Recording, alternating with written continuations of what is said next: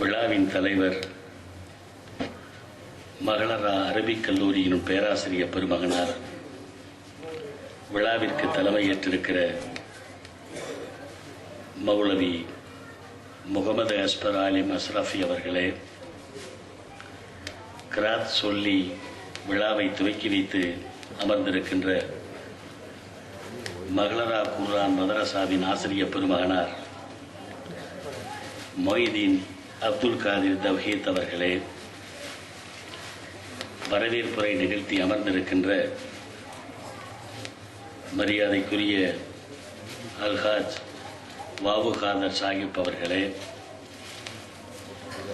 இந்த நிகழ்ச்சியில் சமதளத்தில் ஓடுகிற தண்ணீரை போல மிக அருமையான சரளமான நடையில் உரை நிகழ்த்தி அமர்ந்திருக்கின்ற சேலம் சூரமங்கலம் நூருல் இஸ்லாம் அரபிக் கல்லூரியின் பேராசிரியர் பெருமகனார் மரியாதைக்குரிய மௌலவி அல்ஹாஜ் முகமது அப்தாயிர் ஆலிம் பாகவி அவர்களே, இங்கே பரிசுகளை வழங்கி விழாவினை சிறப்பித்திருக்கின்ற அல்ஹாஜ் குட்டி எஸ்.எம். அகமது சாஹிப் அவர்களே, நன்றியுரை நிகழ்த்தவிருக்கிற மகளரா மிலாதுர் ரசூல் குழுவின் செயலாளர் முகமது நாசர் அவர்களே, மஹரத்துல் ஹாதிரியா சபையின் செயற்குழு உறுப்பினர் மௌலவி அல்ஹாஸ் காளி அலாவுதீன் ஆலிம் மஹ்லரி அவர்களே, விழாவிலே கலந்து கொண்டிருக்கின்ற இஸ்லாமிய பெருமக்களே, காயல்பட்டினம் திருவூரின் ஜமாத்தார்களே, உங்கள் அனைவருக்கும் என்னுடைய நன்றியையும் வணக்கத்தையும் தெரிவித்துக் கொள்ளுகிறேன்.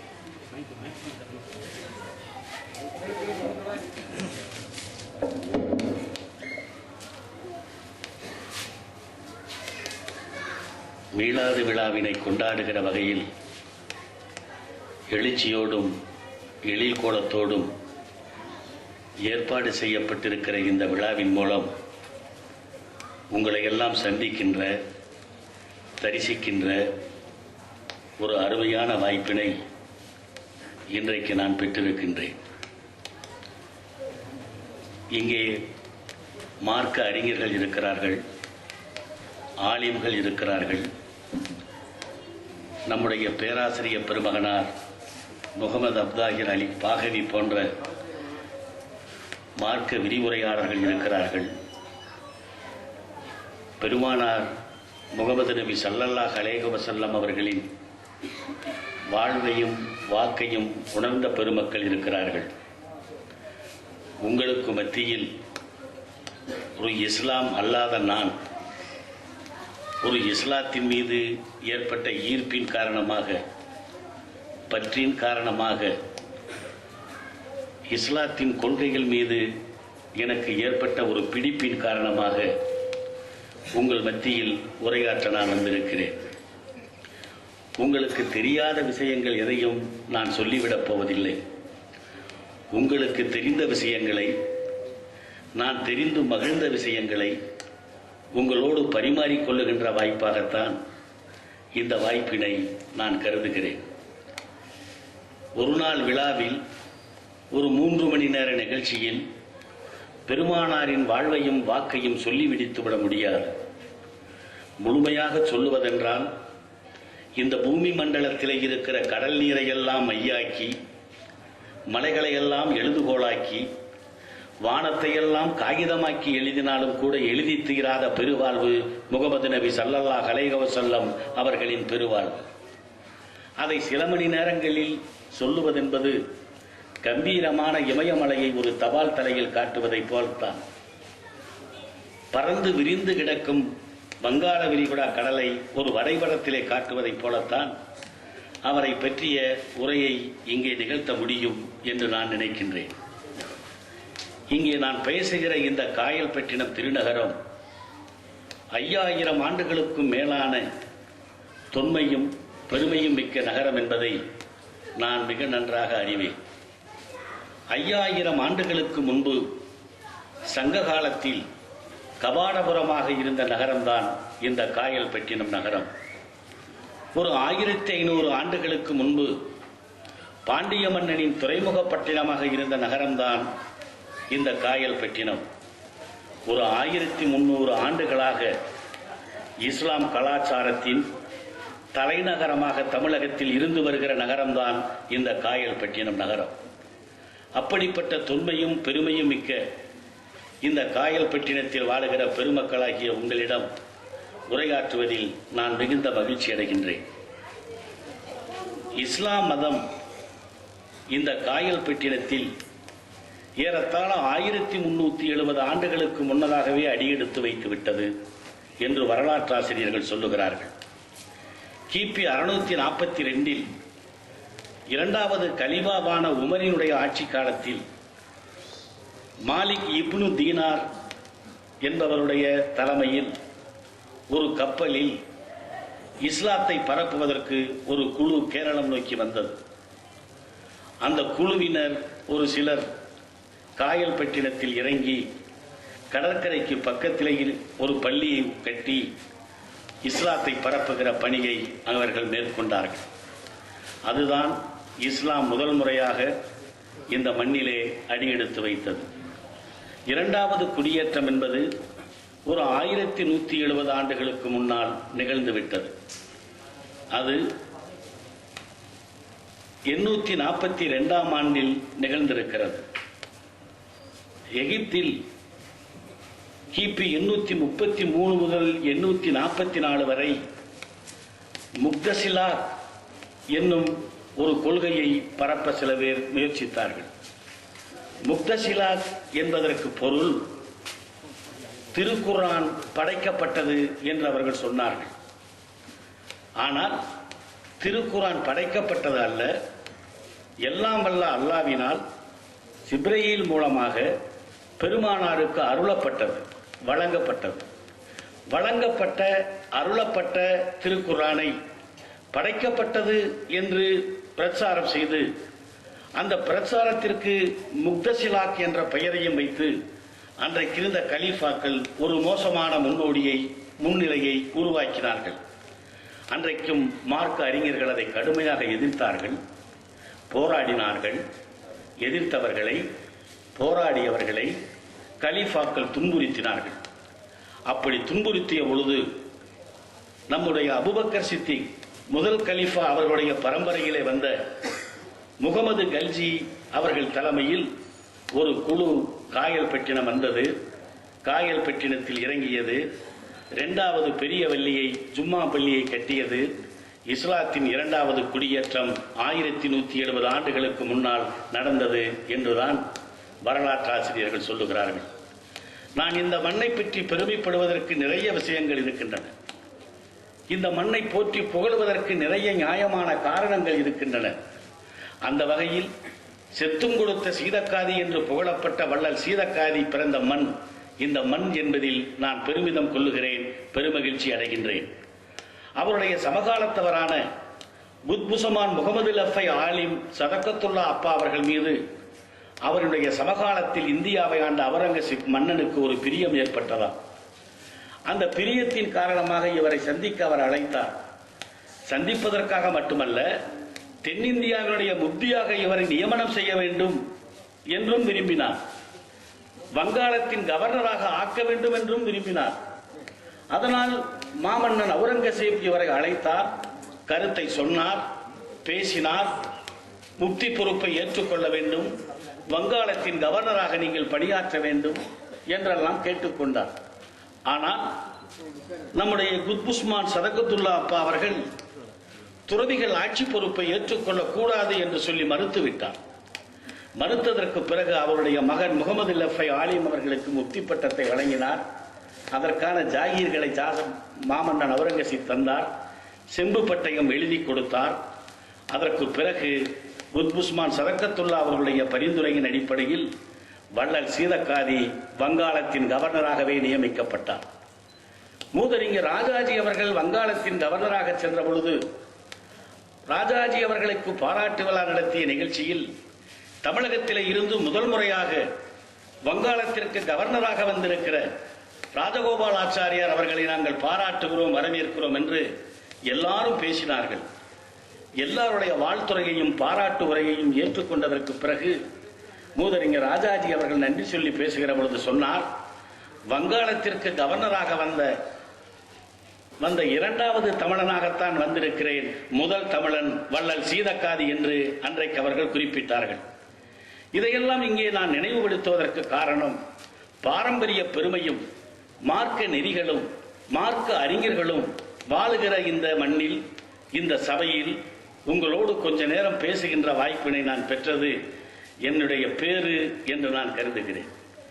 இஸ்லாம் அல்லாத நான் மீலாத்து விழா மேடைகளில் பேசுவதற்கு என்ன காரணம்? எது என்னை ஈர்த்தது? எந்த ஈர்ப்பின் அடிப்படையில் இது போன்ற விழாக்களில் பேசுவதற்கு நான் சம்மதிக்கிறேன், வருகிறேன், பேசுகிறேன்? முத்தமிழ் காவலர் கியாபி விஸ்வநாதம் எந்த காரணங்களுக்காக இஸ்லாத்தால் ஈர்க்கப்பட்டாரோ, தந்தை பெரியார் என்ன காரணங்களுக்காக இஸ்லாத்தால் ஈர்க்கப்பட்டாரோ, பேரறிஞர் அண்ணா என்ன காரணங்களுக்கால் இஸ்லாத்தால் ஈர்க்கப்பட்டாரோ, தலைவர் கலைஞர் எந்த காரணங்களுக்கால் இஸ்லாத்தால் ஈர்க்கப்பட்டாரோ, அதே காரணங்களுக்காகத்தான் நானும் இஸ்லாத்தால் ஈர்க்கப்பட்டேன். நாங்கள் இஸ்லாத்தால் ஈர்க்கப்பட்டதற்கு காரணம் இறையியல் காரணங்கள் என்பதை விட சமூக அரசியல் காரணங்கள் அதிகம். 1400 ஆண்டுகளுக்கு முன்பே எங்கள் இயக்கத்தின் இறை கொள்கைக்கு வழிகாட்டிய மார்க்கம் இஸ்லாம் மார்க்கம். நாங்கள் ஒன்றே குலம் ஒருவனே தேவன் என்றோம். ஏக இறை தத்துவத்தை நபிகள் முகமது நபி ஸல்லல்லாஹு அலைஹி வஸல்லம் அவர்கள் சொன்னார். இறை கொள்கையில் எங்களுக்கு 1400 ஆண்டுகளுக்கு முன்னதாகவே வழிகாட்டியாக இருந்த மார்க்கம் இந்த மார்க்கம். இந்த மார்க்கத்திலேதான் பல கடவுள்கள் வழிபாடு இல்லை. இஸ்லாம் மார்க்கத்திலேதான் மூட நம்பிக்கை இல்லை. இஸ்லாம் மார்க்கத்திலேதான் சாதி வேறுபாடு இல்லை. இஸ்லாம் மார்க்கத்திலேதான் தீண்டாமை கொடுமை இல்லை. இஸ்லாம் மார்க்கத்திலேதான் வேதம் என்பது சில ஜாதிக்காரர்கள் மட்டுமே கேட்டுக்கொள்ளக்கூடிய ஒரு மூல மந்திரம் என்ற ரகசியம் இல்லை. இது போன்ற சமூக காரணங்களுக்காக நாங்கள் இஸ்லாத்தால் ஈர்க்கப்பட்டோம். தந்தை பெரியார் அவர்கள் வைக்கம் போராட்டத்தில் ஈடுபட்டுக் கொண்டிருந்த நேரத்தில் போராட்டத்தின் முதல் கட்டம் முடிந்து அந்த இடைவெளியில் எர்ணாகுளத்திலே ஒரு ஜாதி ஒழிப்பு மாநாடு நடந்தது. அந்த ஜாதி ஒழிப்பு மாநாட்டிலே கலந்து கொண்டார் தந்தை பெரியார் அவர்கள். அப்பொழுது தீண்டாமை கொடுமையின் காரணமாக அங்கு இருந்த மக்கள் மதம் மாற வேண்டும் என்ற முடிவுக்கு வந்தார்கள். சில பேர் ஒரு தீர்மானத்தை கொண்டு வந்தார்கள், கிறிஸ்துவ மதத்திற்கு மாற வேண்டும் என்ற ஒரு தீர்மானத்தை கொண்டு வந்தார்கள். ஆனால் ஆங்கிலேயர் ஆட்சியில் கேரள மாநிலத்தின் அமைச்சராக இருந்த ஐயப்பன் என்பவர் அந்த மாநாட்டில் ஒரு திருத்த தீர்மானத்தை கொடுத்தார். கிறிஸ்துவ மதத்திற்கு போனாலும் கூட ஜாதி என்பது முழுமையாக அழிந்து விடாது, அங்கே ஜாதி ஒரு வாளை போல ஒட்டி கொண்டிருக்கிறது. ஜாதியின் அடையாளம் தீண்டாமை கொடுமை முழுமையாக அழிய வேண்டுமையானால் நாம் முஸ்லீமாக வேண்டும், இஸ்லாம் மார்க்கத்தை ஏற்றுக்கொள்ள வேண்டும் என்ற ஒரு திருத்த தீர்மானத்தை ஐயப்பன் அமைச்சர் அவர்கள் அன்றைக்கு கொண்டு வந்தார். அந்த தீர்மானம் ஏற்றுக்கொள்ளப்பட்டது. மேடையிலேயே 50 பேர் இஸ்லாத்தை ஏற்றுக்கொண்டு முஸ்லீமாக மதம் மாறினார்கள். இதை பற்றி பெரியார் தன்னுடைய குடியரசு பத்திரிகையில் 9/1/1959 எழுதினார். எர்ணாகுளத்திலே நடந்த ஜாதி ஒழிப்பு மாநாடு ஒரு கலக்கிறது என்று எழுதினார். அந்த மாநாட்டில் 50 பேர் முஸ்லீம் ஆனதற்கு பிறகுதான் தோழர்களே, தீண்டத்தகாதவர்களுக்கு அடைக்க வைக்கப்பட்டிருந்த திருவாங்கூர் கோவில் கதவு திறக்கப்பட்டது. திருவாங்கூர் கோவில் கதவு அந்த மதமாற்ற நிகழ்ச்சிக்கு பிறகுதான் திறக்கப்பட்டது என்பதுதான் வரலாறு என்பதை இங்கே நான் நினைவுபடுத்த கடமைப்பட்டிருக்கிறேன். 1930ஆம் ஆண்டு அண்ணல் அம்பேத்கர் அவர்கள் நான் முஸ்லீமாக போகிறேன், மதமாறப் போகிறேன் என்று அறிவித்தார். அதற்கு பிறகு அவர் பௌத்தத்தை தழுவிக்கொண்டார், புத்த மதத்திற்கு போனார். அவர் முஸ்லீமாக மாறவில்லை, அதெல்லாம் வேற விஷயம். ஆனால் 1930இல் அம்பேத்கர் அவர்கள் நான் முஸ்லீமாக மாறப்போகிறேன் என்று சொன்னவுடன் அன்றைக்கு இருந்த காங்கிரஸ் பேரியக்கத்தின் பெரும் தலைவர்களாக இருந்த மாளவியா போன்றவர்கள், விஜயராகவாச்சாரியார் போன்றவர்கள் கடும் எதிர்ப்பு தெரிவித்தார்கள். இந்துக்கள் பெரும்பான்மையாக வாழுகிற இந்த மண்ணில் நீங்கள் ஒரு மோசமான முன்மாதிரியை உருவாக்கப் போகிறீர்கள், உங்கள் முடிவை மறுபரிசீலனை செய்ய வேண்டும், அந்த முடிவை நீங்கள் எடுக்கக்கூடாது, அந்த முடிவுக்கு எங்களுடைய கண்டனத்தை நாங்கள் பதிவு செய்கிறோம் என்று மாளவியாவும் விஜயராகவாச்சாரியாரும் சொன்னார்கள். அன்றைக்கு அந்த கருத்திற்கு தென்னாட்டிலே இருந்து ஒரே ஒரு குரல் மட்டும்தான் ஆதரவு தெரிவித்தது. அந்த குரலுக்கு சொந்தக்காரர் தந்தை பெரியார் அவர்கள். நீங்கள் முஸ்லீமாக மாறப்போகிறீர்கள் என்கிற முடிவை நான் பத்திரிகையில் படித்தேன், வரவேற்கிறேன். நீங்கள் ஒண்டிக்கட்டையாக முஸ்லீமாக கூடாது, 1,00,000 பேரோடு சேர்ந்து நீங்கள் முஸ்லீமாக மாற வேண்டும் என்று அண்ணல் அம்பேத்கருக்கு தந்தி கொடுத்தவர் தந்தை பெரியார் அவர்கள். இதற்கெல்லாம் என்ன காரணம்?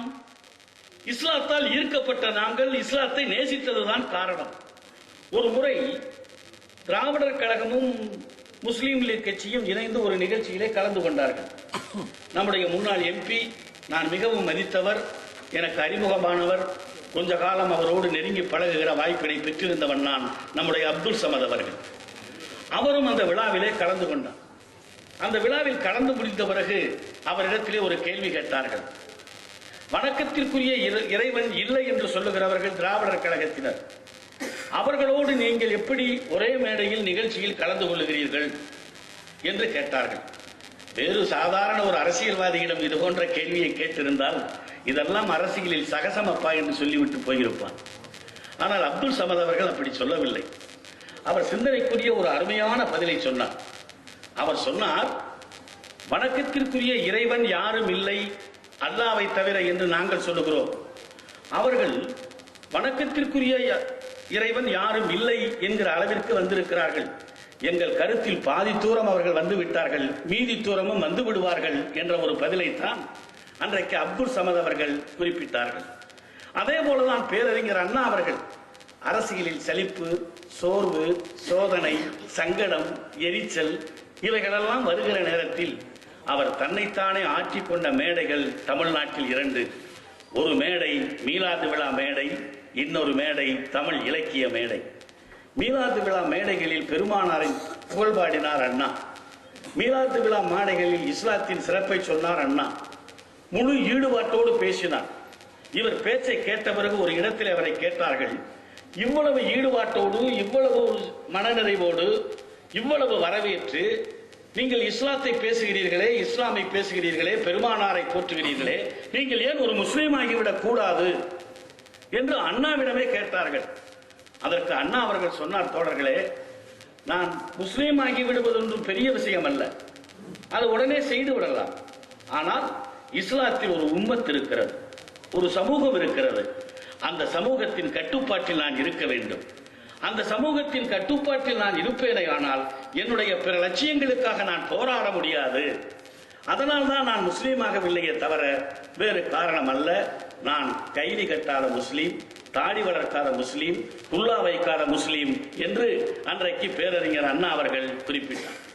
இதையெல்லாம் நினைவுபடுத்துவதற்கு காரணம், நாங்கள் நேசித்த எங்கள் தலைவர்கள் இந்த வழியில் வந்த காரணத்தினால்தான் இந்த செல்வேந்திரனும் இந்த மேடையில் அவர்கள் வெளியில் வந்து உங்களை சந்திக்கின்ற ஒரு வாய்ப்பு, பெருமானாரின் பெரும்புகழ் பாடுகின்ற ஒரு பேரு நான் பெற்றிருக்கிறேன். மைக்கேல் கார்ட்டர் என்கிற ஒரு அமெரிக்க எழுத்தாளர், மிகப்பெரிய எழுத்தாளர், புகழ்வாய்ந்த ஆங்கில எழுத்தாளர். அவர் ஆதாமிலே இருந்து 1975ஆம் ஆண்டு வரை இந்த உலகத்தில் பிறந்து தங்களுடைய செல்வாக்கால் உலக போக்கை, உலகத்தின் சரித்திர பாதையை மாற்றியவர்கள், உலகத்தில் தங்கள் செல்வாக்கால் பெரிய ஒரு திருப்பு முனையை உருவாக்கியவர்களை எல்லாம் தேர்வு செய்தார். தேர்வு செய்கிற பொழுது ஒரு புத்தகமே எழுதினார். அந்த புத்தகத்திற்கு பெயர் கூட நண்பர்களே, ranking of the most influential persons in the history the 100. Ranking of the most influential persons in the history the 100 என்கிற நூலை அவர் எழுதினார். அந்த நூலில் இவர் தேர்ந்தெடுத்த 100 பேரை தரப்பட்டியல் போட்டார். தரப்பட்டியல் என்று சொன்னால் 100 பேரில் யாருக்கு முதலிடம் கொடுப்பது, யாருக்கு 10வது இடம் கொடுப்பது,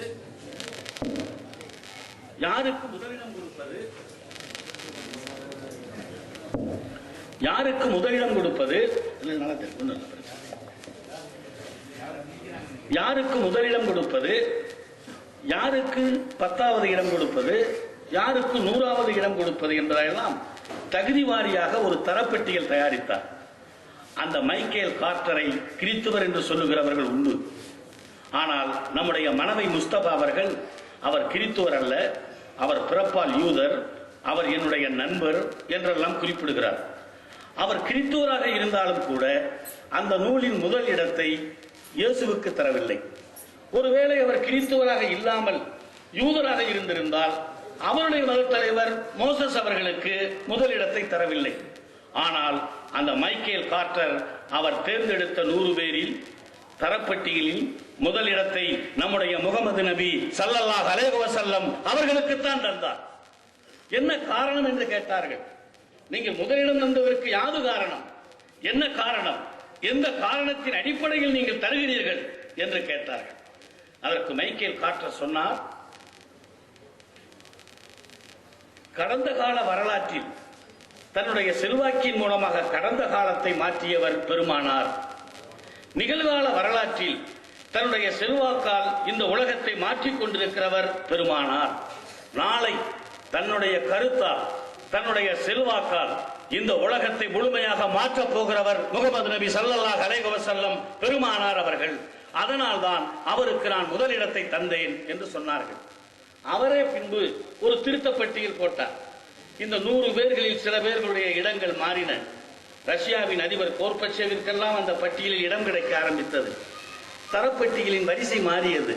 அப்பொழுது கேட்டார்கள், உங்கள் 2வது பதிப்பில் தரப்பட்டியலின் வரிசை மாறுகிறது, முதலிடத்தில் இருக்கிற பெருமானாருடைய இடமும் மாறுமா என்று கேட்டார்கள்.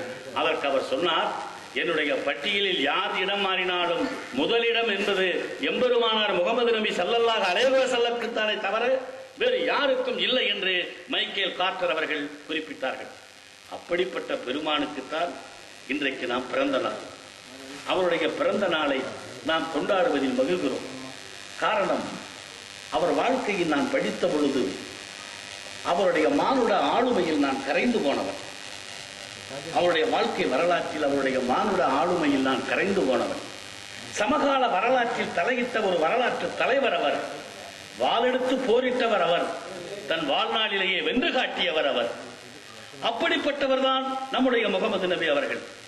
அவர் பிறப்பதற்கு முன்பு அவர் வாழ்ந்த சமூகம், அவர் பிறந்த சமூகத்தினுடைய வாழ்க்கையை நாம் எண்ணி பார்க்க வேண்டும். அதை அறியாமை காலம் என்ற இஸ்லாம் வரலாறு சொல்லுகிறது. பெருமானாருக்கு முன்னால் இருந்த ஒரு 100 ஆண்டு கால வரலாற்றை அறியாமை காலம் என்றும் இருண்ட காலம் என்றும் தான் வரலாற்று ஆசிரியர்கள் சொல்லுகிறார்கள். அந்த இருண்ட காலத்திற்கு முன்னால் கூட அங்கே ஒரு நல்ல மார்க்கம், ஏக இறை கொள்கை இருக்கத்தான் செய்தது. நபி இப்ராஹிம் சந்ததியினராக நபி இப்ராஹிமுடைய கொள்கையை அவர் காட்டிய மார்க்கத்தை ஏற்றுக்கொண்டவர்கள் இருந்தார்கள். நல்ல மார்க்க நெறியை கடைபிடித்தவர்களும் இருந்தார்கள். ஆனால் காலப்போக்கில் மாறுதல்கள் ஏற்பட்டன. குஜாஹா கோத்திரத்தைச் சேர்ந்த அம்ரு இப்னு என்பவர், குஜாஹா கோத்திரத்தைச் சேர்ந்த அம்ரு இப்னு என்பவர் சமயப்பணி ஆற்றுவதில் ஒரு ஆர்வமுடையவராக இருந்தார். அவர் சமயப்பணி ஆற்றுவதில் தன்னை முன்னிறுத்திக் கொண்டார். சமயப்பணி ஆற்றுவதன் மூலம் ஒரு சமூக பெருமையை, கௌரவத்தை பெற முடியும் என்று நம்பி அந்த நம்பிக்கையில் அவர் ஈடுபாடோடு நடந்து கொண்டிருந்தார். அவர் ஒரு முறை ஷாம் நாட்டுக்கு பயணம் செய்தார். ஷாம் நாட்டிலே சிலை வணக்கங்களை பார்த்தார். சிலைகள் ஆண்டவனுக்கு நிகராக வைக்கப்பட்டு வணங்கப்பட்டு வந்தன. அதை பார்த்த அவர் பளிங்கு கற்களால் செய்யப்பட்ட கூபுல் சிலை ஒன்றை எடுத்துக்கொண்டு வந்து கூபுல் என்கிற சிலையை கபா ஆலயத்தின் நடுவிலே வைத்தார். அவர்தான் சிலை வழக்கத்தை மக்காவிலே ஆரம்பித்தவர், அந்த அப்ரு இப்னு என்பவர். அவர் ஆரம்பித்த அந்த சிலை வணக்கம் தொடர ஆரம்பித்தது. ஒவ்வொருவரும் ஆளுக்கு ஒரு சிலையை கொண்டு வர ஆரம்பித்தான். இந்த கூபுல் சிலையினுடைய வலது கரம் உடைந்திருந்ததாகவும் அந்த உடைந்து போன வலது கரத்திற்கு தங்கத்தால் கரங்கள் செய்து பொருத்தி இருந்ததாகவும் வரலாற்று ஆசிரியர்கள் சொல்லுகிறார்கள். இப்படி அந்த கபா ஆலயம் நிறைய சிலைகள் வணக்கம் ஏற்பட்டது. 365 சிலைகளை வணங்க ஆரம்பித்தார்கள். மூட நம்பிக்கைகள் அளவுக்கு அதிகமாக இருந்தது. எதற்கெடுத்தாலும் மூட நம்பிக்கை. அம்புகள் போட்டு குறிவார்ப்பது என்பது அவருடைய நிச்சயமான வழியாக இருந்தது. அந்த குறிவார்த்து சொல்லுகிறவர்களுக்கு ஒரு மதிப்பும் மரியாதையும் கூட இருந்தது. 3 வகையான அம்புகளை வைத்திருந்தார்களாம்.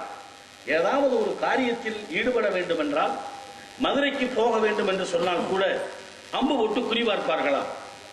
அப்படி குறிவார்க்கிற பொழுது ஆம் என்றும் வேண்டாம் என்றும் அம்புகள் எழுதப்பட்டிருக்குமா. அம்பை எடுக்கிற பொழுது ஆம் என்கிற அம்பு வந்தால் அவர்கள் மதுரைக்கு போவார்கள். வேண்டாம் என்கிற அம்பு வந்தால் அவர்கள் மதுரைக்கு போக மாட்டார்கள், பயணத்தை ஒத்தி வைப்பார்கள்.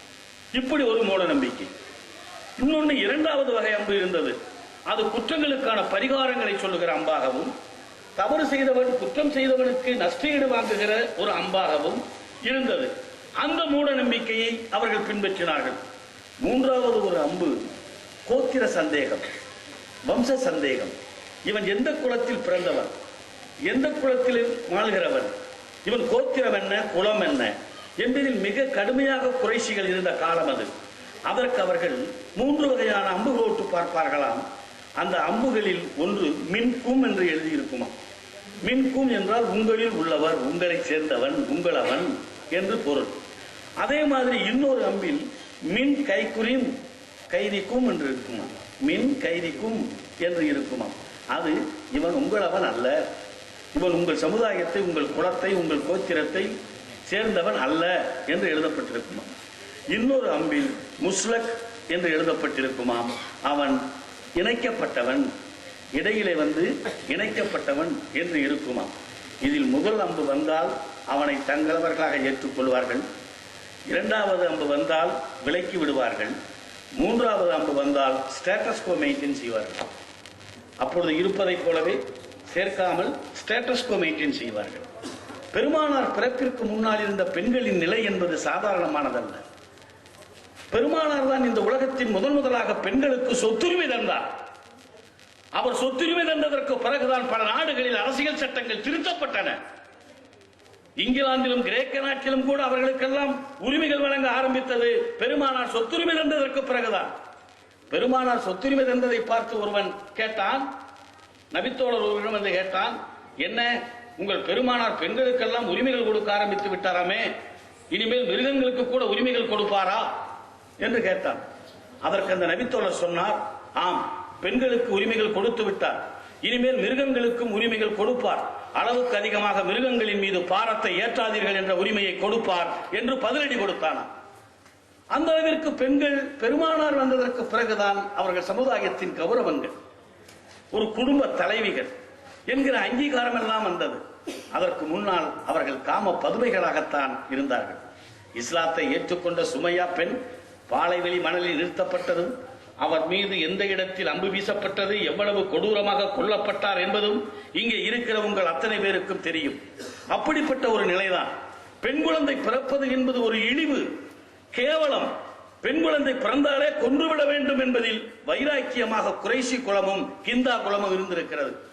குறைஷிகளில் குறைஷி குலத்தை சேர்ந்தவர்களும் கிந்தா குலத்தை சேர்ந்தவர்களும் பெண் குழந்தை பிறந்தால் கொன்றுவிட வேண்டும் என்றார்கள். ஒரு வரலாற்றாசிரியர் ஒரு சம்பவத்தை எழுதுகிறான். வெளிநாட்டுக்கு வியாபாரம் செய்ய புறப்படுகிறான் கணவன். மனைவி நிறைமாத கர்ப்பிணியாக இருக்கிறார். நிறைமாத கர்ப்பிணியாக இருக்கிற மனைவியிடம் சொல்லுகிறான், ஆண் குழந்தை பிறந்தால் நீ வளர்த்துவா, பெண் குழந்தை பிறந்தால் கொன்றுவிடு, நான் வியாபார நிமித்தமாக வெளிநாடு சென்று திரும்புகிறேன் என்று சொல்லிவிட்டு போனான். அவர் வெளிநாடு சென்ற பிறகு பிரசவமானது. இந்த பெண்ணுக்கு பெண் குழந்தை பிறந்தது. பெண் குழந்தை என்றாலும் அதனுடைய அழகில் மயங்கிய தாய் அந்த பெண் குழந்தையை கொல்ல மனம் வராமல் தெரியாமல் பக்கத்து வீட்டிலே கொடுத்து வளர்த்து வந்தார். ஒரு கொஞ்ச நாள் கழித்து திரும்பி வந்தான்.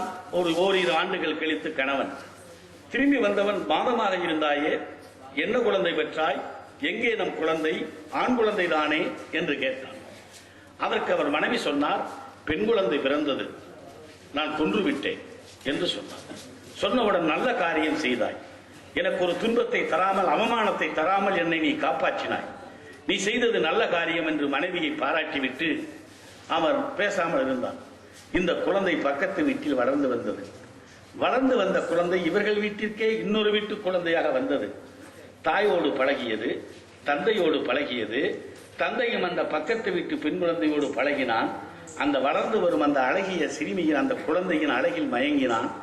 அவனுடைய மழலை பேச்சில் மனதை பறிகொடுத்தான். குழந்தைக்கு மொத்தமாறி பொழிந்தான். அதன் மீது அளவரிய அன்பு காட்ட ஆரம்பித்தான். இதை பார்த்த மனைவி நினைத்தால், அடுத்த வீட்டு பெண் குழந்தை மீதே இவ்வளவு ஒரு அன்பு காட்டுகிற நம்முடைய கணவர், இதுதான் நம் குழந்தை என்று தெரிந்தால் எவ்வளவு அன்பு காட்டுவார் என்று நினைத்து ஒரு நாள் இருவரும் சந்தோஷமாக இருக்கிற வேளையில் அவளை மறந்து சொல்லுவாள், பக்கத்து வீட்டில் இருந்து ஒரு குழந்தையை நீங்கள் எவ்வளவு செல்லமாக கொஞ்சுகிறீர்கள், அது அவர்கள் குழந்தை அல்ல, அது நம் குழந்தை என்று. நம் குழந்தை என்று சொன்னவுடன் சந்தோஷமாக இருந்தவன், சுகித்துக் கொண்டிருந்தவன் இடையிலே அறுத்து விட்டு எழுந்தான். ஆவேசமாக எதிர் வீட்டுக்கு போனான். தூங்கிக் கொண்டிருந்த குழந்தையின் கையை பிடித்து தூக்கினான். பாலைவன வெளிக்கு வந்தான். குழந்தையை வைத்துவிட்டு மண்வெட்டியால் குழியை தோண்டினான். அவன் குழியை தோண்டுகிற பொழுது நீண்ட தாடி இவனுக்கு தொங்குகிறது. மணலை அள்ளி அள்ளி எரிகிறான். மணலினுடைய துகள்கள் தாடியிலே போய் ஒட்டுகின்றன.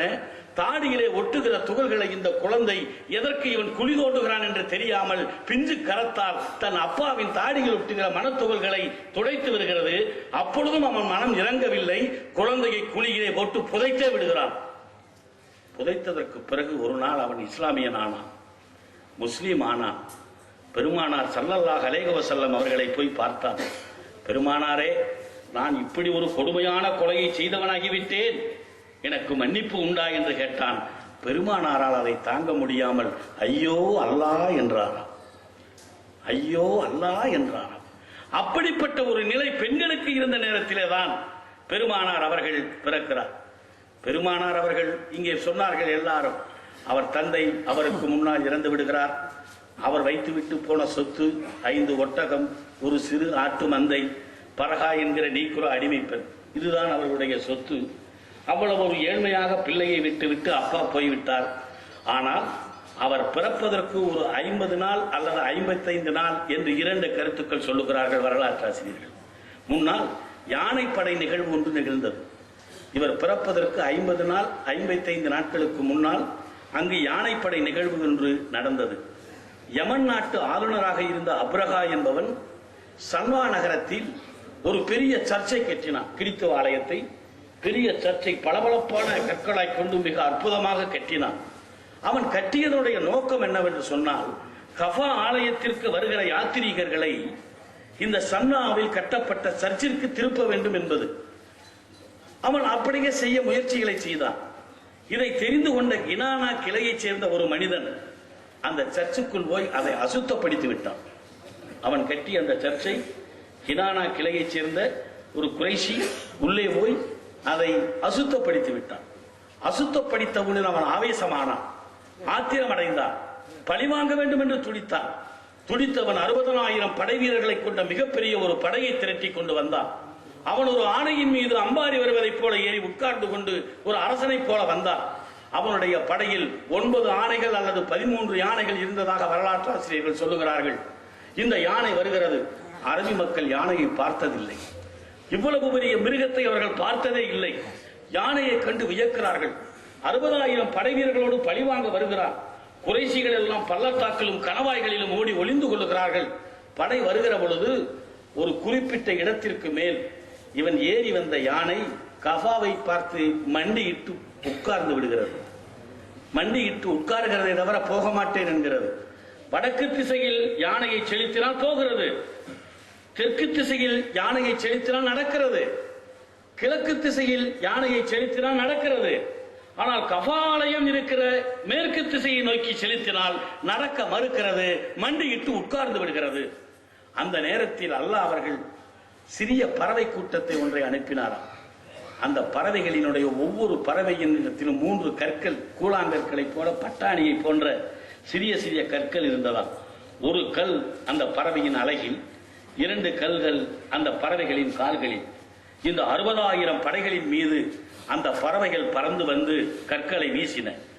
கற்கள் விழுந்த இடமெல்லாம் என்ன ஆனது என்றால், தோளிலே விழுந்தால் தோல் அருந்து தனியானது, தலையிலே விழுந்தால் தலை பிளந்தது, காலில் விழுந்தால் கால் துண்டிக்கப்பட்டது. இதை கண்டு மிரண்டு போன அந்த படை மிரண்டு ஓடுகிற பொழுது ஒருவர் மீது ஒருவர் விழுந்து பல பேர் செத்து போனார்கள். இவன் இந்த படையெடுத்து வந்த ஏமன் நாட்டு ஆளுநர் அப்ரஹா அவனுடைய சன்னா நகரத்திற்கு போய் சேருகிற பொழுது அவனுடைய விரல்கள் எல்லாம் தானாகவே கலண்டு கலண்டு விழுந்தனவாம். ஒரு விதமான நோயை தந்தானாம் அல்லாஹ். கலண்டு கலண்டு அவனுடைய விரல்கள் எல்லாம் கலண்டு கலண்டு விழுந்தனவாம். விழுந்து அவன் அந்த நகரத்திற்குள் நுழைகிற பொழுது அவனே ஒரு சிட்டுக்குருவியை போல ஆகிவிட்டானாம். அவனுடைய இதயம் அவன் நெஞ்சை விட்டு வெளியே விழுந்து துடிதுடித்து செத்தான் என்ற ஒரு சம்பவத்தை யானைப்படை சம்பவம் என்று சொல்லுகிறார்கள். அந்த யானைப்படை சம்பவத்தை அல்லாஹ் உண்டியாக்கியதற்கு என்ன காரணம் என்றால், கஃபா ஆலயத்தின் மகத்துவத்தை, தான் அனுப்ப போகிற நபியின் மகத்துவத்தை உலகத்திற்கு தெரிவிப்பதற்காகத்தான் இந்த யானைப்படை சம்பவம் நடந்தது என்றுதான் வரலாற்று ஆசிரியர்கள் எழுதுகிறார்கள். பெருமானார் பிறப்பதற்கு ஒரு 50 நாள் 55 நாட்களுக்கு முன்னால் இது நடந்தது. பெருமானாருடைய வாழ்க்கைகளை ஒவ்வொரு சம்பவமாக சொல்லுவதென்று சொன்னால் அது நீண்டு கொண்டே போகும். அதற்கு ஒரு முடிவே இருக்காது, அவ்வளவு பெரிய வரலாறு. ஆனால் சுருக்கமாக சொல்லுவதென்று சொன்னால் அவர் 63 ஆண்டுகள் வாழ்ந்தார். 40 வயதில் நபித்துவத்தை பெற்றார். 13 ஆண்டுகள் மெக்காவில் இருந்தார். ஒரு 10 ஆண்டுகள் மதினாவில் இருந்தார். 23 ஆண்டுகள் சமயப்பணி ஆட்சிப்பணி ஆற்றினார். பசித்திருந்தார், தனித்திருந்தார், விழித்திருந்தார். இந்த உலகத்திற்கு திருமறையை இறக்கி தந்தார். இதுதான் நபிகள் நாயகம் ஸல்லல்லாஹு அலைஹி வஸல்லம் அவருடைய வாழ்க்கையை சுருக்கமாக சொல்லுவது என்பது. அப்படிப்பட்ட ஒரு வாழ்க்கையை வாழ்ந்த அவர் இறக்கி வைத்த திருக்குரான் இருக்கிறதே, அந்த திருக்குரான் கலீஃபாக்களுடைய காலத்தில் படியெடுக்கப்பட்டது. அந்த கலீஃபாக்கள் காலத்தில் படியெடுக்கப்பட்ட ஒரு பிரதி தோழர்களே நம்முடைய திப்பு சுல்தானிடம் இருந்தது. நம்முடைய திப்பு சுல்தானிடம் கலீஃபாக்கள் படியெடுத்த திருக்குரானின் ஒரு பகுதி இருந்தது. அது இப்பொழுதும் லண்டன் கேம்பிரிட்ஜ் யூனிவர்சிட்டியில் இருக்கிறது. லண்டன் கேம்பிரிட்ஜ் யூனிவர்சிட்டியில் இருக்கிறது. அந்த லண்டன் கேம்பிரிட்ஜ் யூனிவர்சிட்டியில் இருக்கிற கலீஃபாக்கள் காலத்தில் படியெடுக்கப்பட்ட திருக்குர்ஆனை புரொஃபசர் பேராசிரியர் தேவன் ஃபோர்ட் என்பவர் படிக்கிறார். அவர் படித்துவிட்டு அவர் எழுதுகிறார், வசனங்கள் எப்படி இருந்தது என்பதை கவிதை நடையில் அவர் சொல்லுகிறார். திருக்குர்ஆனின் மொத்த வசனம் 6666, வரலாறு கூறும் வசனம் 1000, வாக்குறுதி வழங்கும் வசனம் 1000, அச்சுறுத்தி எச்சரிக்கை செய்யும் வசனம் 1000, நன்மைகளை இயங்கும் வசனம் 1000, தீமையை விளக்கும் வசனம் 1000, உவமை கூறும் வசனம் 1000, ஆகமங்களை விளக்கும் வசனம் 250, தடுக்கப்பட்ட வசனம் 250, இறைத்திதி கொண்ட வசனம் 100 என்று அவன் பிரிக்கிறான். இதை பிடித்துவிட்டு அவர் சொல்லுகிறார், இதனுடைய மொழி நடை ஒரு சாதாரண மனிதனால் சொல்லக்கூடியது அல்ல. ஒரு சாதாரண மனிதனால் இந்த நடையில் திருக்குர்ஆனை எழுதவே முடியாது. இது இறைவனால் அருளப்பட்டது என்று அவர் எழுதியிருக்கின்றார். நீங்கள் ஒன்றை மறந்துவிடக் கூடாது. பெருமானாருக்கு முன்னால் வந்த இறை தூதர்கள் தந்த வேதங்களை எல்லாம் பாதுகாக்கிற பொறுப்பினை மனிதர்கள் வைத்திருந்தார்கள். பெருமானாருக்கு முன்னால் இறக்கி வைக்கப்பட்ட மற்ற நபிமார்கள் தந்த வேதங்களை பாதுகாக்கிற பொறுப்பினை மனிதர்கள் வைத்திருந்தார்கள். ஆனால் திருக்குர்ஆனை பாதுகாக்கிற பொறுப்பினை இறைவனை வைத்துக் கொண்டார். மனிதர்கள் வைத்திருந்த காரணத்தால் தான் மற்ற வேதங்களில் திருத்தங்கள் இருந்தன, இடைச்சல்கள் வந்தது, புனை சுருட்டுகள் சொல்லப்பட்டன. ஆனால் திருக்குர்ஆன் இறைவனால் பாதுகாக்கப்பட்ட காரணத்தால் தான் ஒரு வார்த்தை, ஒரு எழுத்து, ஒரு கமா, ஒரு புள்ளி கூட திருத்தம் இல்லாமல் திருக்குர்ஆன் இன்றைக்கும் பாதுகாக்கப்பட்டுக் கொண்டிருக்கிறது. அதற்கு காரணம் அதை பாதுகாக்கிற பொறுப்பினை இறைவனை வைத்துக் கொண்டதுதான் காரணம். இன்றைக்கு உலகத்தின் மதங்களை பற்றி ஆய்வு செய்கிற சமூகவியலாளர்கள் 3 மதங்கள் தான் உலகத்தின் பெரிய மதம் என்று சொல்லுகிறார்கள். 3 மதங்களை உலகத்தின் பெரிய மதம் என்று சொல்லுகிறார்கள். பௌத்த மதத்தை சொல்லுகிறார்கள், கிறிஸ்துவ மதத்தை சொல்லுகிறார்கள், இஸ்லாத்தை சொல்லுகிறார்கள். இந்த 3 மதங்களும் ஒரு குறிப்பிட்ட மொழி பேசுபவர்களுக்காக வழங்கப்பட்ட மதம் அல்ல, ஒரு குறிப்பிட்ட இனத்துக்காக வந்த மதம் அல்ல, அல்லது ஒரு குறிப்பிட்ட பகுதிக்காக பிரதேசத்திற்காக சொல்லப்பட்ட மதங்களும் அல்ல. இந்த மதங்களில் உலகம் தழுவி இருக்கிறது. யார் வேண்டுமானாலும் இந்த மதங்களில் இணைந்து கொள்ளலாம். அப்படி இணைந்து கொள்ளுகிற பொழுது இஸ்லாம் மதம் என்பதற்கு மிகப்பெரிய ஆழமான பொருளோடு சொல்லப்பட்டதுதான் இஸ்லாம். பௌத்த மதம் புத்தரின் பெயரால் இருக்கிறது, இயேசுவின் பெயரால் கிறிஸ்துவ மதம் இருக்கிறது. ஆனால் இஸ்லாம் அப்படி அல்ல. இஸ்லாம் என்ற சொல்லுக்கே அடிபணிதல், ஒப்பு கொடுத்தல், கீழ்ப்படிதல், அமைதி என்றுதான் சொல்லுகிறார்கள். உடலையும் உள்ளத்தையும் ஆண்டவனிடம் ஒப்பு கொடுத்துவிட்டு அமைதியாக இருப்பவன் தான் முஸ்லீம். உடலையும் உள்ளத்தையும் ஆண்டவனிடம் ஒப்புக் கொடுத்த பிறகு ஒரு தனி மனிதன் அமைதியாகிறான்.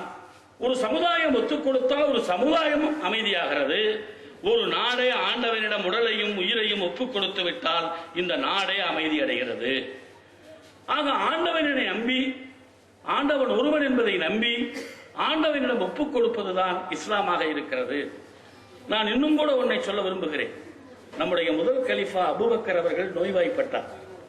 நோய்வாய்ப்பட்டிருக்கிற பொழுது அவரிடம் சென்று நோய்க்கான மருத்துவம் பார்க்கலாம், மருத்துவரிடம் வாங்குங்கள் என்று கலைத்தார்கள்.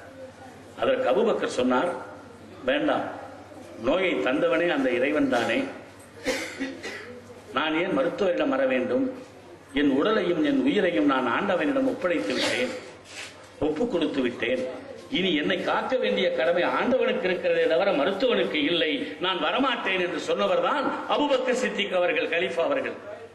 அதே போலத்தான் நபிகள் நாயகம் தபுர் குகையில் ஒளிந்திருந்த போது, அவரோடு அபூபக்கர் இருந்த பொழுது, கொடிய வாள்களோடு வெளியே கொலைகார கூட்டம் காத்திருந்த பொழுது அபூபக்கர் பயந்து நாம் இருவர் தானே இருக்கிறோம் என்றார். ஆனால் பெருமகனார் அவர்கள் சொன்னார், நாம் இருவர் அல்ல, மூவர் என்றார். காரணம், அவர் தன்னை ஆண்டவரிடம் ஒப்புக் கொடுத்தவர். தன் உடலை, தன் உள்ளத்தை, தன் உயிரை ஆண்டவரிடம் ஒப்புக் கொடுத்தவர். நம்மோடு ஆண்டவர் இருக்கிறான், நாம் மூவர் இருக்கிறோம் என்றுதான் நபிகள் நாயகம் அவர்களும் அன்றைக்கு சொன்னார். ஒரு முக்கியமான சம்பவத்தை சொல்லலாம் என்று விரும்புகிறேன். 3வது கலீஃபாவான உதுமான் காலத்தில் நபித்தோழர் ஒருவர் இருந்தார். அவர் பெயர் அப்துல்லாஹ் இஸ்னுமஸ், அப்துல்லாஹ் இஸ்னுமஸ் என்பது. அவருக்கு சில பெண் குழந்தைகள் இருந்தார்கள். திருமணமாகிற வயது வந்திருந்தது. முதிர்கண்டிகளாக இருந்தார்கள். அவர் நோய்வாய்ப்பட்டிருந்தார். நோய்வாய்ப்பட்டிருந்த அவரை பார்ப்பதற்கு கலீஃபா போகிறார். கலீஃபா போய் அவரை பார்த்தார். உங்கள் குடும்பத்திற்கு வேண்டிய உதவிகளை அரசாங்கம் செய்யும் என்றார். அதற்கு அவர் சொன்னார், அரசாங்கம் என் குடும்பத்திற்கு ஒன்றும் தேவையில்லை. பெருமானார் சொன்ன சூரத்தல் வஹியாவை ஓதி வருகிறேன், சூரத்தல் வஹியாவை ஓதி வருகிறேன். அது என் துன்பங்களை தீர்க்கும், என் குழந்தைகளுக்கு திருமணம் நடக்கும், என் கஷ்டங்கள் தீரும் என்று அவர் சொன்னார். இதில் என்ன தெரிகிறது? பெருமானார் சொன்ன கருத்தை தன் பிள்ளைகளுக்கு சொத்தாக விட்டு போகிறார் அவர். அவர் கருத்து, அவர் வாக்கு என் பிள்ளைகளின் கஷ்டத்தை தீர்க்கும், என் பிள்ளைகளுக்கு, என் குமர்களுக்கு திருமணம் நடக்கும் அன்று முழுமையாக தன்னை ஒப்புக் கொடுத்தவர் தான் அவர். இதையெல்லாம் நான் சொல்லுவதற்கு காரணம், முழுமையான ஒரு சரண்டர், ஒரு சரணாகதி, ஒரு ஒப்புக் கொடுத்தல் அப்படி இருக்க வேண்டும். சரி, மற்ற மதத்திற்கும் இஸ்லாம் மதத்திற்கும் என்ன வித்தியாசம்? நான் மிகவும் வியந்தது, நான் மிகவும் நேசித்தது, நான் அதை மதித்ததற்கு அது ஒரு பெரிய காரணம். புத்த மதத்தை ஒருவன் ஏற்றுக்கொண்டால், புத்தனை ஏற்றுக்கொண்டால் அவன் புத்த மதத்தவன் ஆகிவிடுகிறான். இயேசுவை ஏற்றுக்கொண்டால் அவன் கிறித்துவன் ஆகிவிடுகிறான். குருநானக்கை ஏற்றுக்கொண்டால் அவன் சீக்கியன் ஆகிவிடுகிறான். சராஷ்டிரரை ஏற்றுக்கொண்டால் அவன் சராஷ்டிரிய மதத்தை சார்ந்தவன் ஆகிவிடுகிறான். ஒருவன் முஸ்லீம் ஆகிவிட்டால் அவன் முஸ்லீம் ஆகிவிட முடியுமா? ஒரு முஸ்லீம் என்பவன் உடனே முஸ்லீம் ஆகிவிட முடியுமா என்றால் முடியாது. ஒரு முஸ்லீமுக்கு பிள்ளையாக பிறப்பதால் மட்டுமே அவன் முஸ்லீமாக முடியாது. முஸ்லீம் பெயரை வைத்துக் கொள்வதால் மட்டுமே அவன் முஸ்லீமாக முடியாது. கத்னா செய்து கொள்வதால் மட்டுமே அவன் முஸ்லீமாக முடியாது. லாயிலாகி இல்லல்லாஹு முஹம்மது ரசூலுல்லாஹ் என்னும் கலிமாவை சொல்லுவதால் மட்டுமே அவன் முஸ்லீம் ஆகிவிட முடியாது. ஆண்டவன் ஒருவன், அவனுக்கு உருவம் இல்லை, அவன் ஆணும் இல்லை, பெண்ணும் இல்லை, அழியும் இல்லை, அவன் யாரையும் பெறவும் இல்லை, அவனை யாரும் பெற்றெடுக்கவும் இல்லை. அவனுடைய இறுதி தூதர் நபிகள் நாயகம், அல்லாஹ் வழங்கிய வேதம் திருக்குர்ஆன். இதையெல்லாம் ஏற்றுக்கொண்டால் மட்டும் அவன் முஸ்லீமாக முடியுமா என்றால் முஸ்லீமாக முடியாது. அப்படியானால் ஒருவன் எப்பொழுது முழுமையான முஸ்லீமாக முடியும்? பெருமானாருக்கு முன்னால் பல நபிமார்கள் இந்த உலகத்திற்கு வந்திருக்கிறார்கள். 1,24,000 நபிமார்கள் வந்ததாக வரலாறு சொல்லுகிறது. இந்த 1,24,000 என்பது எண்ணி பார்த்து சொன்ன கணக்கு என்னல்ல, ஒரு உத்தேசமான, ஒரு பொதுப்படையான, ஒரு யூகமான ஒரு எண்ணிக்கை. 1,24,000 நபிமார்கள் என்பது, அந்த 1,24,000 நபிமார்களையும் அவர்களுடைய வேதங்களையும் எவன் ஏற்றுக்கொள்கிறானோ அவன்தான் முஸ்லீமாக முடியும். ஒத்துக்கொள்கிறான் என்பது வேறு, ஏற்றுக்கொள்கிறான் என்பது வேறு. அவன் ஏற்றுக்கொள்ள வேண்டும். ஒத்துக்கொள்வதை விட அவன் ஏற்றுக்கொள்ள வேண்டும். எவன் ஒருவன் ஏற்றுக்கொள்கிறானோ அவன்தான் முஸ்லீமாக முடியும். நான் இன்றைக்கு சொல்லுகிறேன், கிறித்துவை நிராகரிக்கிறவன் கூட ஒருவன் கிறித்துவனாக முடியும். புத்தனை எதிர்க்கிறவன் கூட ஒருவன் புத்த மதத்தனாக இருக்க முடியும். ஆனால் கிறித்துவத்தை, இயேசு கிறிஸ்துவை ஏற்றுக்கொள்ளாத ஒருவன் முஸ்லீமாக முடியாது. முஸ்லீமாக வேண்டும் என்று சொன்னால் இறை தூதர்கள் எல்லா நபிமார்களையும் ஏற்றுக்கொண்டவனாக இருக்க வேண்டும். அப்படிதான், அதுதான் ஒரு மத நல்லிணக்கத்தின் அடிநாதமாக இருக்கிறது. மத நல்லிணக்கத்தினுடைய அடிநாதம் அங்கேதான் ஆரம்பமாகிறது. இதை எப்படி மத நல்லிணக்கம் இல்லாத ஒரு மதம், இது கலவரம் செய்கிற மதம் என்றெல்லாம் ஐரோப்பிய நாடுகள் திட்டமிட்டு சில பிரச்சாரங்களை செய்கிறார்கள். பெருமானார் மதீனாவிலே இயற்றிய 54 ஷரத்துக்களை சொல்ற சட்ட வடிவம் இந்த உலகத்தின் முதலாக இயற்றப்பட்டது. அந்த மதீனா அரசுக்கு ஏற்படுத்திய அவர் சட்டம் மதமாற்றத்திற்கு தடையில்லை என்று சொன்னது. ஒரு மதத்தவர்களுடைய வணக்கத்தலங்களை மற்ற மதத்தவர்கள் பாதுகாக்க வேண்டும் என்று வலியுறுத்தியது. ஒரு யூதனுடைய மதத்தலத்தை ஒரு முஸ்லீம் பாதுகாக்க வேண்டும், ஒரு முஸ்லீம் மதத்தலத்தை ஒரு யூதன் பாதுகாக்க வேண்டும், இவர்களின் மதத்தலத்தை ஒரு கிறிஸ்துவன் பாதுகாக்க வேண்டும். இதை சட்டமாக இயற்றிய ஒரு மதம் எப்படி சமய நல்லிணக்கம் இல்லாத மதமாக, மத நல்லிணக்கம் இல்லாத மதமாக இருக்க முடியும் என்பதை நீங்கள் எண்ணி பார்க்க வேண்டும். இதற்கு எத்தனையோ வரலாற்று சான்றுகள் எல்லாம் உண்டு, எத்தனையோ சம்பவங்கள் எல்லாம் உண்டு. உமர் அவர்கள் ஆலயம் சென்றது, அங்கே தொழுகிற நேரம் வந்தது, சொல்லுவதற்கு பாதிரிமார்களை அனுமதி தந்தது, அவர் வேண்டாம் என்று மறுத்தது, எதிரே இருக்கிற மைதானத்தில் போய் தொழுதது, தொழுதுவிட்டு மீண்டும் வந்தது, வந்தவுடன் ஏன் நீங்கள் சர்ச்சிலேயே தொழுதிருக்கலாமே என்று இவர்கள் கேட்டது. ஒருவேளை நான் இந்த சர்ச்சுக்குள் தொழுகையரை ஆனால் பிற்காலத்தில் உமர் அவர்கள் தொழுகை நடத்திய இடம், இந்த இடம் இங்கே பள்ளி கட்ட வேண்டும் என்ற பிரச்சனை பின்னால் வந்தாலும் வரலாம், அந்த பிரச்சனை வரக்கூடாது என்பதற்காகத்தான் நான் மைதானத்தில் தொழுதுவிட்டு வருகிறேன் என்று உமர் சொன்னதை போன்ற எத்தனையோ மத நல்லிணக்க சம்பவத்திற்கான நிகழ்வுகள் இஸ்லாத்திலே இருக்கின்றன. நான் இன்றைக்கு ஒன்றை மட்டும் சொல்லி விடைபெறலாம் என்று விரும்புகிறேன். நீங்கள் ஒன்றை மறந்துவிடக் கூடாது. இஸ்லாம் வாளால் பரவியது அல்ல, வாளால் பரவியது அல்ல, அல்லவே அல்ல. இன்னும் சொன்னால் வாளால் பரவி இருக்க வேண்டும் என்று சொன்னால் அது மிகப்பெரிய வளர்ச்சியை பெற்றிருக்கிறது. காஷ்மீரில் இஸ்லாமிய மக்கள் தான், முஸ்லீம்கள் தான் பெரும்பான்மை. ஆனால் மன்னர் ஒரு இந்துவாகத்தான் இருந்தார் கடைசி வரை, மன்னர் தான் இருந்தார் கடைசி வரை. அதனால் இது வாளால் பரவிய மதம் அல்ல. இந்த நாட்டை ஆண்ட எந்த முஸ்லிம் மன்னனும் தன்னுடைய இறுதி ஹஜ்ஜை நடத்தவில்லையே. தன்னுடைய கைம்பெரும் கடமைகளில் ஒரு கடமையாக, இறுதி கடமையாக இருக்கிற ஹஜ்ஜை அவர்கள் நடத்தவில்லை. அந்த அளவிற்கு இந்த மார்க்கம் வாளால் பரவிய மார்க்கம் அல்ல. இது மக்களை நேசிக்கிறது, அமைதியை போதிக்கிறது, ஒன்றை செய்ய வேண்டும். இந்த மதத்திற்கு எதிரான கருத்துக்கள் திட்டமிட்டு பரப்பப்படுகின்றன மேற்கத்திய நாடுகளில். அந்த மேற்கத்திய நாடுகளில் பரப்பப்படுகிற காரணத்தால் இது தவறாக புரிந்து கொள்ளப்பட்ட ஒரு மார்க்கமாக இன்றைக்கு இருக்கிறது. த மோஸ்ட் மிஸ்அண்டர்ஸ்டுட் ரிலிஜன் என்ற ஒரு புத்தகம் இருக்கிறது. நான் ஒன்றை படித்தேன். உத்தரப்பிரதேச மாநிலத்தில் எப்படி இஸ்லாமியர்களுக்கு எதிராக ஒரு பிரச்சாரம் நடந்திருக்கிறது என்பதை நான் நினைவூட்ட விரும்புகிறேன். பள்ளிக்கூடங்களில் பாடம் சொல்லி தருகிறார்களாம். ஒரு முஸ்லீம் என்பவன் 20 பசுமாடுகளை தன் வாழ்நாளில் சாப்பிடுகிறான். ஒரு முஸ்லீமை கொலை செய்வது என்பது 20 பசுமாடுகளை காப்பாற்றியதற்கு சமம் என்று உத்தரப்பிரதேச மாநிலத்தின் பள்ளிகளில் பாடம் நடத்தப்படுவதாக ராசசேகர் என்கிற தலித் வாய்ஸ் பத்திரிகையினுடைய ஆசிரியர் எழுதுகிறார். How wrong the supreme court in Shah Bano's case என்ற புத்தகத்தில் பக்கம் 97. இப்படி தவறான பிரச்சாரத்தை முறியடிக்க வேண்டும். உலக வர்த்தக மையம் தீவிரவாதிகளால் தாக்கப்பட்ட பொழுது இந்தியா டுடே அட்டைப்படம் போடுகிறது, உலகை உடுக்கும் இஸ்லாம் என்று. தீவிரவாதிகள் அத்தனை பேரும் ஒரு முஸ்லீம் பெயர் வைத்திருக்கிற ஒரு தீவிரவாதி ஒரு தீவிரவாதத்தில் இறங்கினால் அதை இஸ்லாம் என்ற முத்திரையை குத்துவது மேற்கத்திய நாடுகளின் வழக்கமாக வருகிறது. அதனால் தான் இந்தியா டுடே பத்திரிகை உலகை உழுக்கும் இஸ்லாத் என்றது. இதையெல்லாம் நான் இங்கே சொல்லுவதற்கு காரணம், இந்த உலகத்தில் அமைதி தவழ வேண்டும் என்று சொன்னால் இஸ்லாம் மார்க்க கேள்வியை ஒவ்வொரு இஸ்லாமியனும் படித்தாக வேண்டும் என்பதுதான் என்னுடைய எண்ணம். இஸ்லாத்தை சரியாக புரிந்து கொண்டவன், இஸ்லாத்தை சரியாக தெரிந்து கொண்டவன், இஸ்லாத்தை சரியாக உணர்ந்து கொண்டவன் வாழ்க்கை நெறியுள்ள வாழ்க்கையாக, பெருமானார் விரும்பிய வாழ்க்கையாக, உலகத்திற்கு வழிகாட்டிய வாழ்க்கையாக இருக்கும். அந்த வாழ்க்கை முறையை, அந்த உம்மத்தை இந்த உலகத்திற்கு தந்தவர் அவர். அவர் உங்களுக்கு மட்டும் தரவில்லை. அவர் உங்களுடைய பெருமானார் மட்டுமல்ல, எங்கள் பெருமானாரும் கூட. அவர் எம்பெருமானார். நம்பெருமானார் என்று சொல்லுவதை விட நீங்கள் எல்லாம் எம்பெருமானார் என்று சொன்னால் நாங்கள் மிகவும் மகிழ்ச்சி அடைவோம். அவர்கள் எம்பெருமானார் அப்படிப்பட்ட ஒரு வழியை காட்டி இருக்கிறார். நான் இங்கே கீழக்கரை இந்த ஊரில் இருக்கிற காயல்பட்டினம் திருவூரில் இருக்கிற மக்களுக்கு நான் நன்றி சொல்லுகிறேன். உயர்ந்தோர்களை பற்றி பேசுகிற பொழுது நாமும் உயர்ந்தோராகி விடுகிறோம்.